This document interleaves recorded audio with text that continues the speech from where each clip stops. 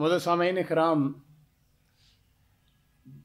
Doctor Farooq इनका ताल्लुक Bahrain से है। बहुत अच्छे दाई, बहुत अच्छे लिखारी, बहुत अच्छा काम करने वाले। वो कहते हैं कि 1997 की बात है, मैं एक खलीजी मुल्क में गया तो मैंने देखा कि इस मुल्क में बहुत ज़्यादा तरक्की हो चुकी है, बहुत ज़्यादा शॉपिंग मॉल बन चुके हैं, बड़ी बड़ी इमारतें, बड़ी बड़ी बिल्डिंगें। इस वाक़े को तकरीबन 25 साल गुजर चुके हैं। वो कहते हैं कि मेरा मामूल ये था कि मैं इशा की नमाज़ पढ़ के एक कहवा खाने में आता। ये मुझे कहवा खाना बड़ा पसंद था, उसकी डेकोरेशन बड़ी अच्छी थी, उसका मालिक बड़ा नफीस इंसान था, उसका कहवा भी मुझे पसंद था।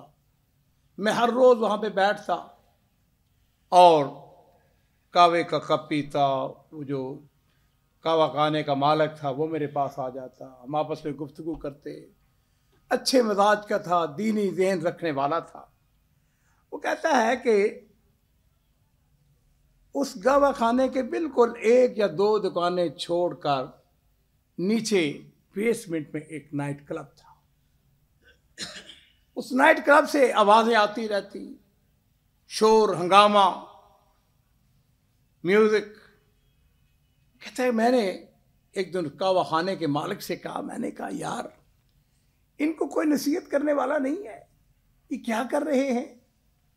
उसने कहा कि जनाब छोड़ें, आप तसव्वुर भी नहीं कर सकते ये कितने बिगड़े हुए लोग हैं।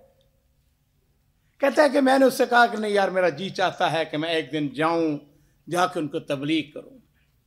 उसने कहा नहीं नहीं, कोई फायदा ही नहीं है इन लोगों को तबलीग करने का जिनका नाइट क्लब है।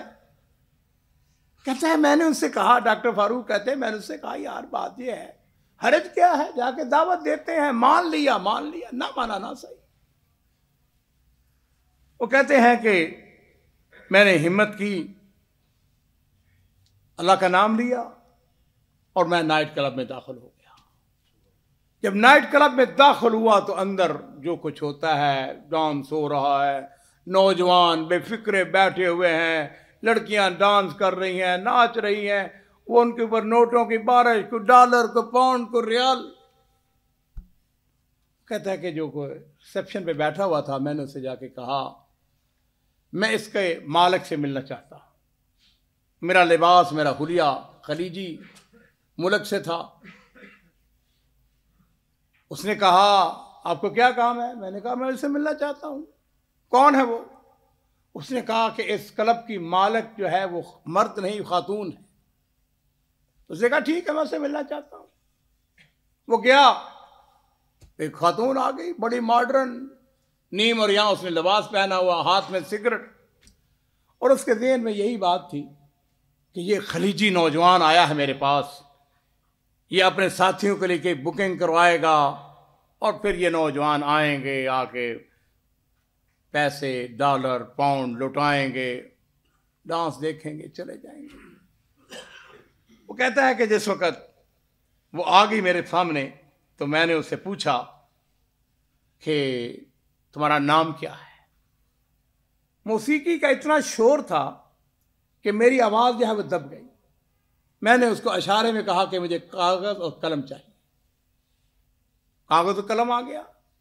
कहते मैंने उससे पूछा तुम्हारा नाम क्या है। उसने अपना नाम बताया, लिख के बताया। मैंने उससे एक अगला सवाल किया कि ये बताओ कि तुम मुसलमान हो। उसने असबात में सर झुका दिया, उसने कहा मैं मुसलमान हूं। कहते हैं कि फिर मैंने जो अगली बात उसके ऊपर पेपर के ऊपर लिखा वो ये था, मेरी अजीज बहन, अगर ये बताओ कि आज रात अगर आपको मौत आ जाए तो फिर क्या होगा।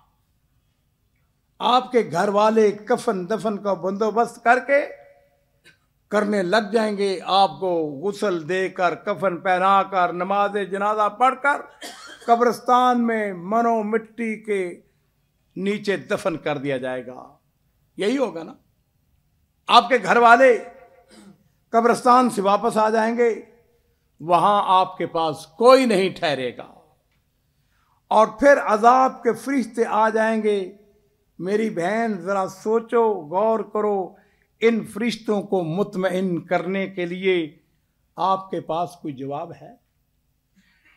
और फिर कहते हैं कि मैंने देखा कि मैं जैसे जैसे वो लिखता जा रहा था, मेरी बातें वो पढ़ती जा रही थी। मैंने कुरान पाक की वो सफ़ा ख़त्म हो गया, मैंने एक और सफ़ा लिया, नया कागज़ लिखा और उसके ऊपर कुरान पाक की एक आयत लिखी, और वो ये थी कि अला यज़ुन्नु उलाइका अन्नहुम मबूसून ले यौमिन अज़ीम यौम यक़ूमुन नास ले रब्बिल आलमीन। क्या वो यकीन नहीं रखते कि वो दोबारा उठाए जाएंगे बड़े दिन के लिए? उस दिन लोग रब्बुल आलमीन के सामने पेश होने के लिए खड़े होंगे। कहते हैं कि मैंने उसको ये कागज दिखाया, मेरा मिशन मुकम्मल हो चुका था। मैं वहां से उठा, चल दिया, चंद कदम चला तो मैंने मुड़ के देखा तो वह खातून दरवाजे पे खड़ी मेरी तरफ देख रही थी। और हाज़रीन किराम, आपको तअज्जुब होगा कि 2 दिन गुजरे, उस खातून ने नाइट क्लब का दरवाजा बंद कर दिया, फनकारों को चलता कर दिया। वो जो कॉफी शॉप का मालिक था वो मुझे कहने लगा, वल्लाह तुम जादूगर हो। मैंने कहा, भाई मैं जादूगर नहीं हूं, मगर हो सकता है कि अल्लाह रब्बुल इज्जत को मेरा अखलास पसंद आ गया हो जो इसने नाइट क्लब को बंद कर दिया। और असल बात यह है अजीजों, उस खातून को उसका ज़मीर जो था वो कचोके तो लगाता ही होगा ना कि मैं क्या कर रही हूं, किस रास्ते पे चल रही हूं। असल बात यह थी कि किसी ने उसको नसीहत की ही नहीं थी, उसे दावत दी नहीं थी। अमर बिल मारूफ और नही अनिल मुनकर का फरीजा किसी ने सरअंजाम दिया ही नहीं था। और जो अगली बात बताने वाली है वो ये है अजीजों, हम में से कितने ऐसे लोग हैं जो ये समझते हैं ये फनकार, ये फिल्मी एक्टर, ये एक्ट्रेस, ये डांसर, इनको दावत देने का क्या फायदा है? अजीजों, ये ऐसी बात नहीं। मैं ये तो नहीं कहूंगा कि मेरे बहुत सारे तजर्बात हैं, लेकिन मैंने देखा है जो बज़ाहिर आपको बड़े दुनियादार नजर आते हैं, वो हमारी बहनें, हमारी बेटियां जो आपको बेपर्दा नजर आती हैं, बड़ी एक्स्ट्रा मॉडर्न नजर आती हैं, कभी उनके करीब जाके देखें, उनसे पूछें, अंदर से खोखली, हालात की मारी हुई। आप जरा सी उनकी दीन के साथ बात करें, वो आपके करीब खिंची चली आएंगी।